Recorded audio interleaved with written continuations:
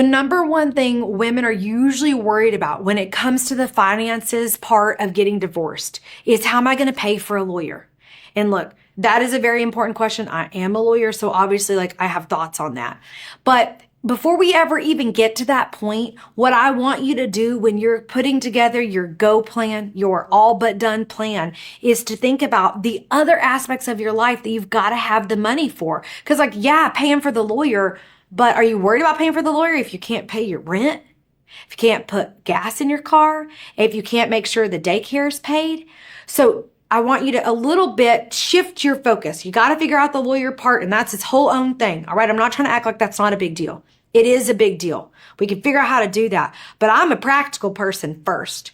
And before I'm worried about paying a lawyer, I'm making sure I can go to the HEB or the Kroger and get the Cheerios for the kids, right? And especially if you're in a marriage where he's been largely in charge of finances. Maybe you've even stayed home, or you just sort of left that whole thing to him. You may not have any logins. You may only be a card holder on all of the credit cards. And what that means is he can just turn off your credit cards, and you could go to the gas pump and literally have no way to pay the money.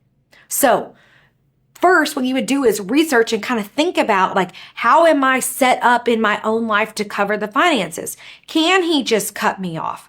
Do I have access to any bit of money? Okay, so first of all, figure that out. And depending on how that goes, you may have to take different steps. But let's just say, okay, I am just a card holder on some, but I've got access to one of these accounts, right? So then pretend one of those accounts where you're both on it, is that the account that gets spent down every single month? Like some men will just put a certain amount of money only out of their checks to cover the bills and nothing extra. And then you're left without anything.